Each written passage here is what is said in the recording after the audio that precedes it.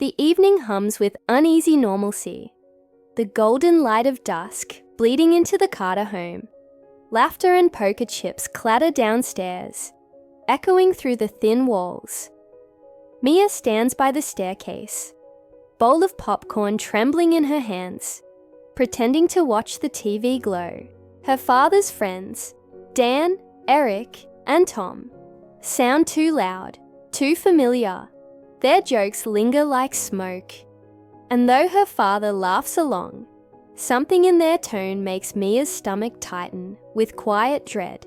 When the clock strikes midnight, the noise fades into muffled murmurs and heavy footsteps in the hallway. Mia freezes under her blanket, eyes on the door, a whisper, a creak, the doorknob turns, and a man's shadow slips inside. Reeking of beer and wrongness, he mutters, "Wrong room." Backing out, but the damage is done. Mia lies awake, heart pounding, unable to shake the fear that her safety, once guaranteed in this house, no longer exists. Morning brings sunlight, but no comfort.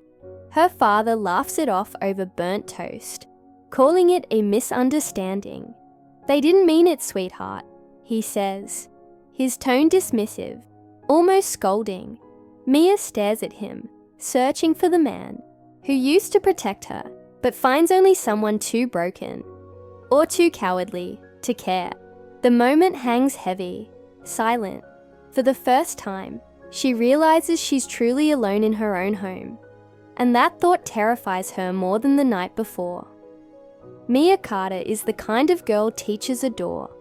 Responsible, polite, always early to class. But behind her calm smile hides a lifetime of loss. After her mother's death in a car accident, it was just her and her dad against the world. They cooked together, watched old movies, and promised they'd be okay. That promise cracked the day Mark lost his job. His laughter dulled, his temper shortened, and their once warm home began to feel like someone else's house. Mark insists his poker buddies are just old friends, but Mia knows better. Their voices fill the house with crude jokes and cigarette smoke, and her father, desperate for belonging, joins in. Mia's room has become her only sanctuary. She works after school at a cafe, saving every tip in a jar labeled college fund. Each coin is a step toward freedom. Yet each night, she counts the risks. Her father's drinking, his debts, and the danger lurking beneath their roof. At school, Mia wears her mask flawlessly. She laughs when her friends tease, turns in perfect essays, and tells teachers she's fine. But the truth is, she's exhausted. From pretending, from surviving. Every time her father stumbles, home drunk, she wonders if the man she loved died with her mother. Her dream of college isn't just ambition, it's salvation.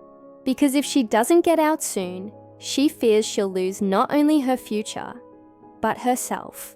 The smell of beer hits Mia before she even steps fully inside.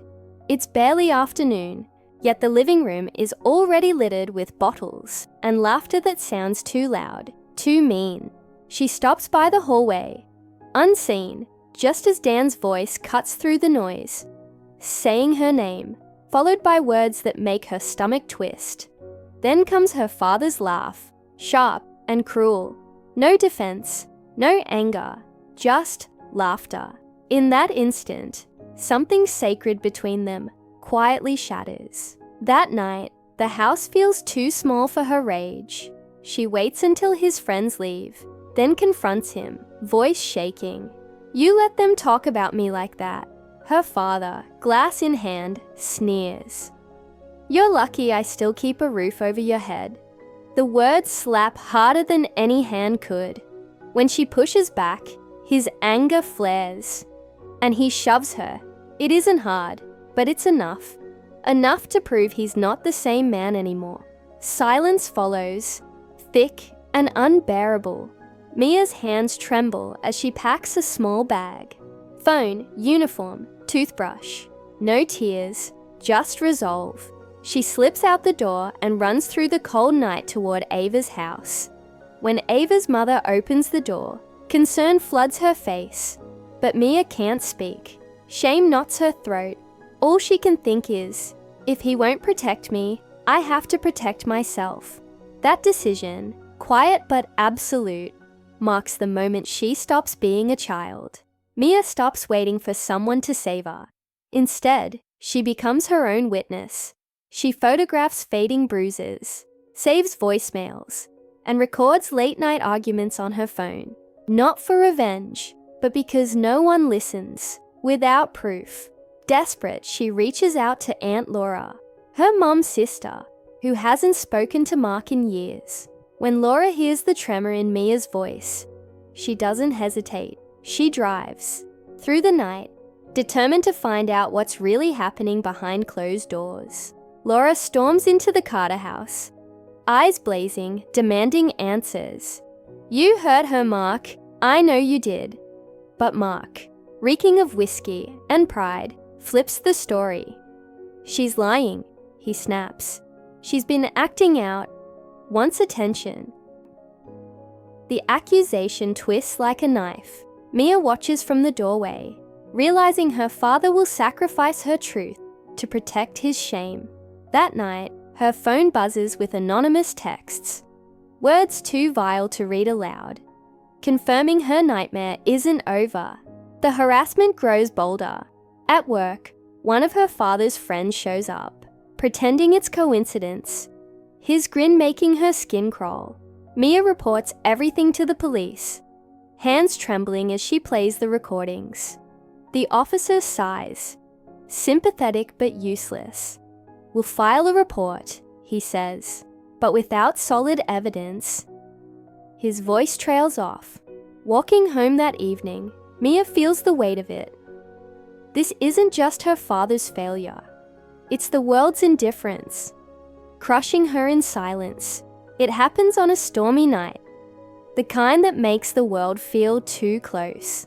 Mia returns home only to grab her school papers. But the moment she hears those voices downstairs, her pulse spikes. Beer bottles clink. Her father's slurred laugh slices through her nerves. She slips into her room and locks the door, whispering to 911. As she records the chaos below, her father's voice cuts through the noise. She needs to learn respect. Her blood runs cold. The pounding starts. Fists against her door. Laughter echoing through the hall. Panic takes over. She looks at the window, rain streaking the glass, and makes the only choice left. She breaks it. Shards cut her hands as she climbs out, landing hard on the wet grass, barefoot and shaking. Behind her, voices shout. Ahead, sirens scream closer. When the flashing red and blue lights flood the street, she collapses, breath hitching, phone still recording in her trembling hand. By morning, the video has spread, leaked to a journalist, then everywhere. People watch in horror as the truth unfolds. Her father laughing, her name used like a punchline. Public outrage explodes. The men are arrested, and Mark Carter is charged for endangering his own daughter. As police handcuff him, he shouts, "I did it for us." But Mia says nothing. Standing barefoot, under the flashing lights, she finally feels it. The quiet power of no longer being afraid. Months pass, heavy but transformative. In court, Mia's knees shake, but her voice doesn't falter. She recounts every detail. The fear that gnawed at her nights, the betrayal of a father who should have protected her, the silence that had once suffocated her. Each word is a reclaiming of power, a declaration that she will no longer be silenced. The courtroom watches, some with disbelief, some with awe, as she stands tall despite everything she endured.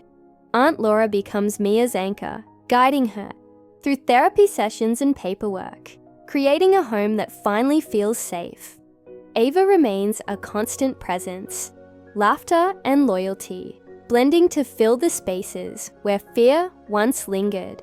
College applications, scholarship letters, and packing lists replace anxiety. Each step toward independence is a triumph. Mia finally understands that escape isn't running away from the past. It's building a future that no one can threaten or diminish. Mark's plea deal brings legal closure, but no emotional reconciliation. The letter from jail, an apology wrapped in excuses, lands unopened on her desk. Mia folds it carefully, feeling nothing but relief. Before leaving for college, she visits her childhood home one last time. Empty, quiet, shadows stretching across the walls. It holds memories and pain alike. Walking through each room, she whispers softly to the air, "Mom, I'm safe now." And for the first time, it's true. In her new apartment, the boxes remain, stacked in quiet chaos, a reflection of the upheaval she has survived.